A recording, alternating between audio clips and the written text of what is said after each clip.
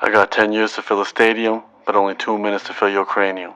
Humble the poet, signing in. I think it's completely normal to want to keep people around in our life because we have a lot of history. You think about what you've gone through with somebody, and that makes you value their relationship. If you have history with somebody, you guys grew up together, you guys have experiences together, you guys became who you are side by side. And that makes a lot of sense. I think sometimes we have to stop looking behind us and start looking in front of us. And that means being like, is this person what's best for me right now as I'm trying to move forward? I grew up with a lot of people. A lot of these people were dope people, sweet people, kind people, but they were making poor life decisions. And had I stuck around with them, I would have been dragged down with them. We need to be very, very mindful of the environment that we have and the people that we keep in our environment. That's something that's in our control. Again, you don't have to cut people off completely, throw your middle fingers up and be like, yo, get out of my life.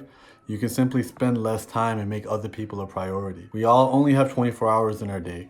We all only have 7 days in our week. And it's important that you decide how you spend that time, because the time you have is the most valuable thing that you can spend on anybody or anything. I don't think you have to be a dick to get someone to back off. I had a friend who unfortunately uses guilt and shame to try to get me to do things. And I called him out and I said, this isn't cool. Trying to make me feel bad for not attending a certain event or being able to show up and make time for you isn't going to make me want to spend more time with you. Like, that's not cool. I understand where you got it from. You probably learned it from your parents, because my parents do the same thing and their parents probably did it to them. But at some point we have to end the cycle. We have to cut this cycle off of making people feel guilty or making people feel ashamed for making time for themselves.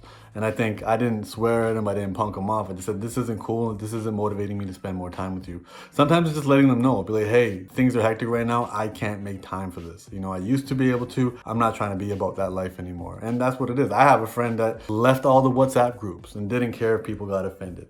And now he has more free time to himself because he's not just watching all the beeps and buzzes on his phone all the time. Sometimes you don't know if you're the bad influence or if they're the bad influence. And again, even then, if you feel like you're a bad influence on people, maybe you guys have bad chemistry. I speak in straight lines and I speak very bluntly. And sometimes people really appreciate the clarity in the way I speak to them. Other people can't shake the emotional impact it has on them. It hurts their feelings.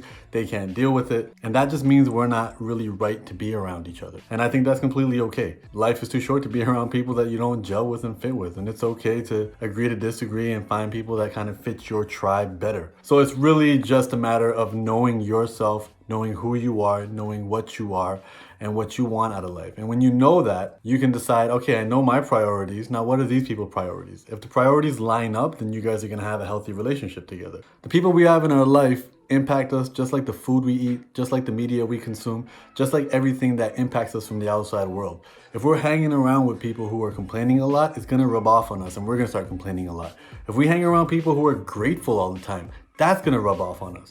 If we hang out with a lot of smart people, that's gonna make us smarter. If we hang out with people who are making poor decisions, choosing short-term gratification over long-term thinking, spending more time talking about other people than talking about bettering themselves, then you're gonna become that. We are all influenced by the people and the environment that we're around. None of us are immune to that. Be around dope people and you can still be a positive influence on them.